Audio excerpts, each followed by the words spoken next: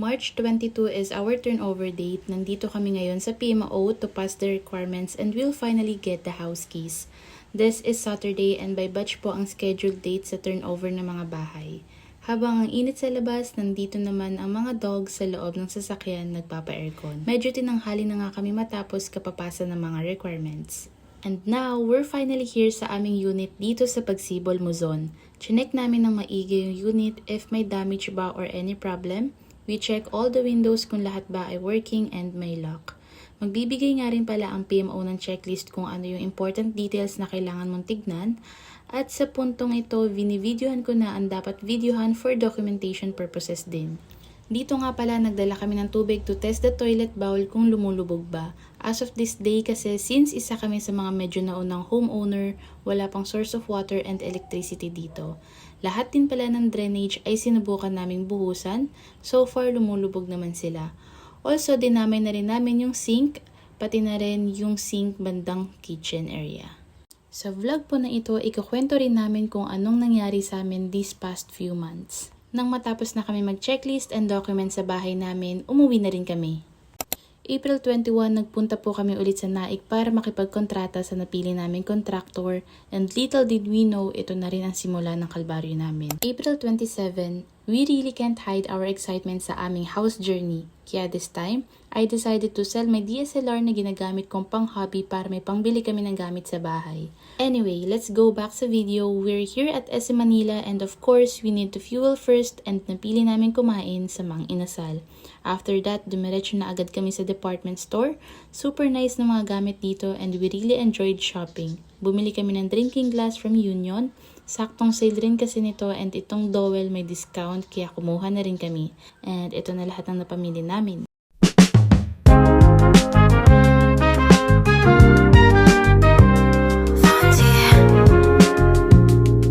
After we had our coffee, nag-grocery na rin kami and umuwi na rin.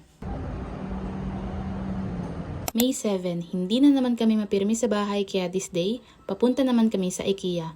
To start the story behind our home renovation, March pa lang po ay ini-stock na namin yung Facebook ng contractor na yon. So far, okay naman dahil may mga feedbacks naman from their previous client. The price is right for me. They offer discount and freebies. Nag-canvas na rin kami sa other contractor and so far, siya yung pasok sa budget namin. To share with you, the contract is worth 200,000 pesos, not including the discount, and we had additional work worth 14,000 pesos. On April 21, nag-down payment po kami ng 145,500 pesos plus the construction bond worth 5,000 pesos. Ang construction bond po ay dapat na ibayad sa PMO dahil ito ang magsisilbing permit sa pag-renovate ng bahay. Anyway, balikan po ulit natin mamaya yung story and dito muna tayo sa MOA. Matagal na namin gustong kumain dito sa TGIF and finally nasubukan na rin namin. Lahat naman ng order namin ay masarap and super nakakabusog talaga. As far as I remember, around 700 to 900 pesos yung naging bill namin sa foods. After that, we're here na sa IKEA!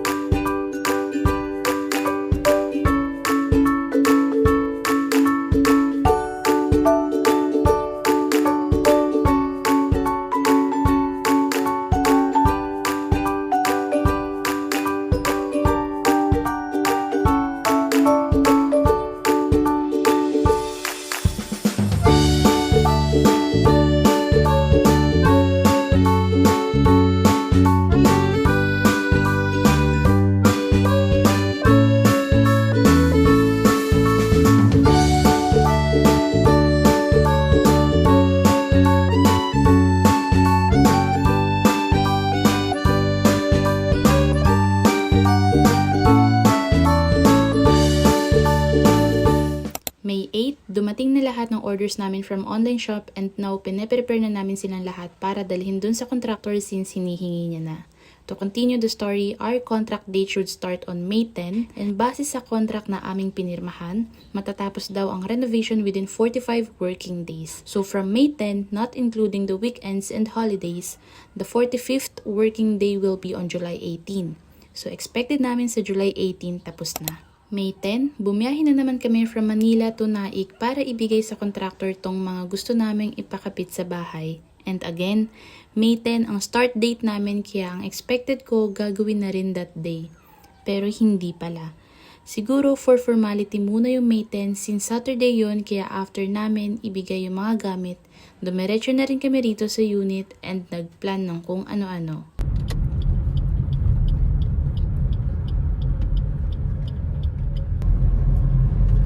Di ba dun tayo sa dulo? Oo. Bakit may sasakyan dun? Balang araw masusulat ko kaya ang kanta na bibili ng bahay sa Santa Rosa. At bibili ako ng kotse kasi sabi mo bawal ang magmotor. Pero ang totoo, bali na ako. Ikaw lang naman, ikaw lang iniisip ko.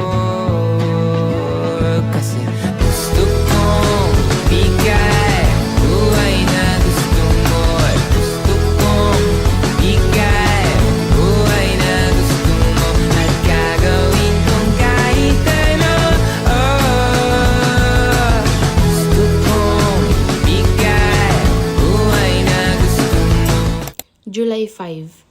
Kahit bumabagyo ng mga panahong ito, pinilit namin na puntahan yung unit dahil sa nalaman namin. Imagine for the span of May 10 to July 4, for the 2 months, puro kasinungalingan ng contractor namin ang pinagsasabi niya.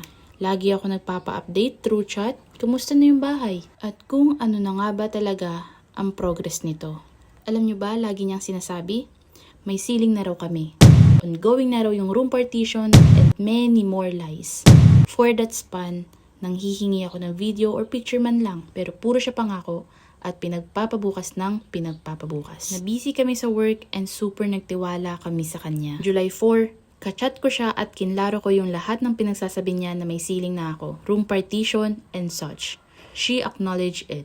Hindi niya pa kasi alam na may proof ako from my neighbors sa kung ano na talagang lagay ng bahay namin. July 5, this day, nag-surprise visit ako at ito ang nadatnan namin. Nasaan yung ceiling? Nasaan yung partition? Tinanong ko yung worker. Sabi ko, kailan pa sila nasa unit? And he claimed na ngayon lang daw. Ngayon lang daw nila alam na may bagong unit na gagawin. Ngayon lang sa araw na to kasi binigyan ng schedule ni Madam. Madam po yung tawag nila doon sa owner ng construction service na to. See? Even the workers, hindi alam na may tatrabahuin pa palang bahay. Yung expectation namin na May 10 ang start, July 5 talaga sinimulan. And from May 10 to July 4, lahat ng pinagsasabi sa akin nung contractor ay puro kasinungalingan lang. Never nila ginalaw ang bahay. Kung paano tinurn over sa amin noong March 22 ay ganun pa rin hanggang July 4.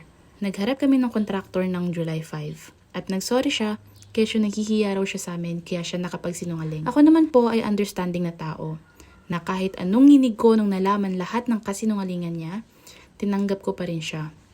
On this day, nag-written agreement kami na dapat on July 30 ay livable na ang bahay.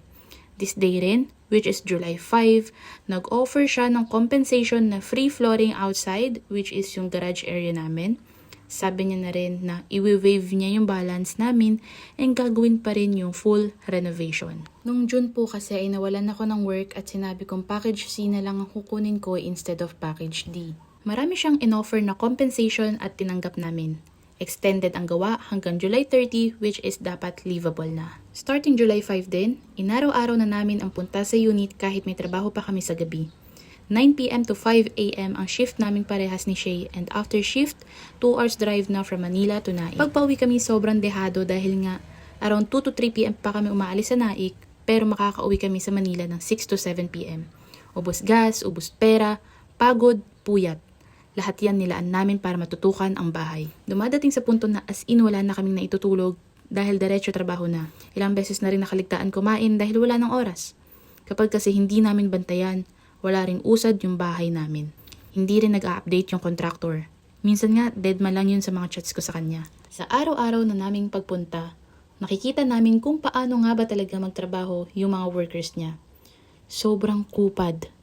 Meron pa nung binibidyohan ko yung isa, nagtago pa siya sa angle na hindi siya kita. Hindi ka gaganahang manood sa mga pinagagagawa nila. Para silang mga hindi skilled worker. Kumbaga, parang hinatak na lang kung saan.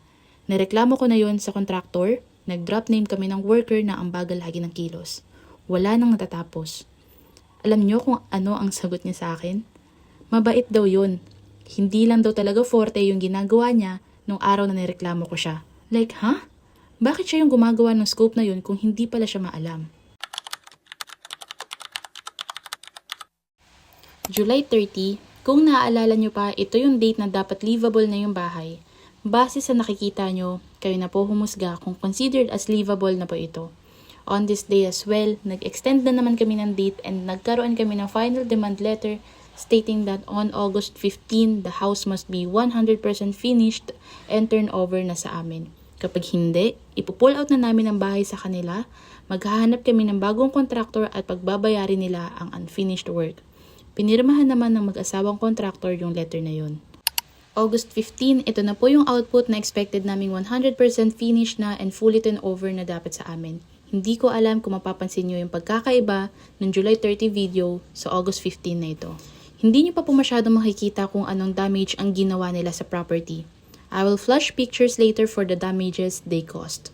August 15 din, nag-report kami sa Barangay Main and inilipat kami sa HOA kung saan nakatira yung mga kontraktor. Ganon daw kasi yung proseso. Sa HOA, nung kausap ko sa personal yung grievance nila, dama ko na hindi siya makakatulong sa amin. Imagine, I'm complaining tapos kung sino-sino kinakausap ng tao sa loob ng office. Plus, minura ko raw yung kontraktor kasi nagpakita raw ng screenshot yung kontraktor na minura ko raw siya. Pero, ang sabi ko doon sa message, kupad. Like mabagal. Pagkakabasa ata nila kupal, tapos ginudge na agad as mura. August 18, ang sinulat na supposedly hearing namin ng contractor, pero for some reason, yung president daw ng HOA ay hindi pa mapirmahan yung complaint, kaya minove ng August 22. See, kung gaano kalayo. Kesyo ang dami raw kasi nilang hearing, so ano pa nga bang magagawa namin? August 19, may bago akong contractor, which is naging kaibigan ko na rin dito sa village. Worst information na nakuha namin is yung construction bond worth 5,000 pesos na binigay ko noong April 21 sa contractor na yun ay hindi pala ibinayad sa PMO. In short, illegal yung house renovation ko under that mag-asawang contractor. And PMO mentioned na baka kung anong magic ang ginagawa nila para makapasok yung mga materyales. Wala ring maibigay sa akin na resibo yung contractor kaya nagbayad ulit ako and this time ako na mismo ang nagbigay sa PMO. Tapos, alam nyo ba, nalaman agad ng contractor na yun na nagbayad ako within that day, agad-agad.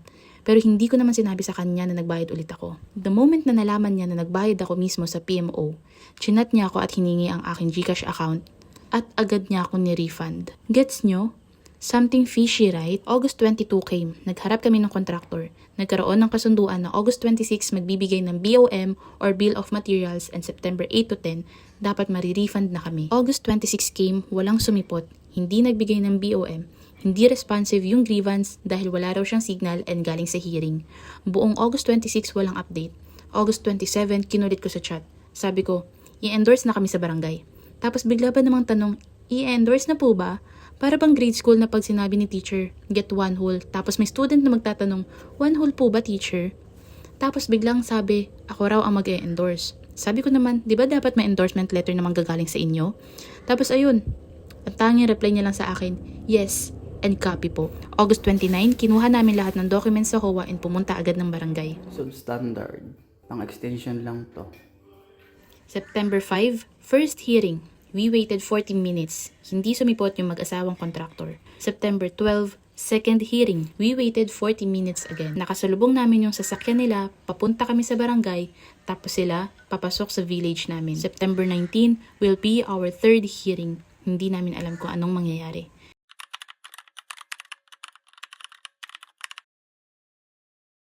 Dapat nga inano to dito. Bumaba. Kasi Isa dito sa baba yung ano eh. sabi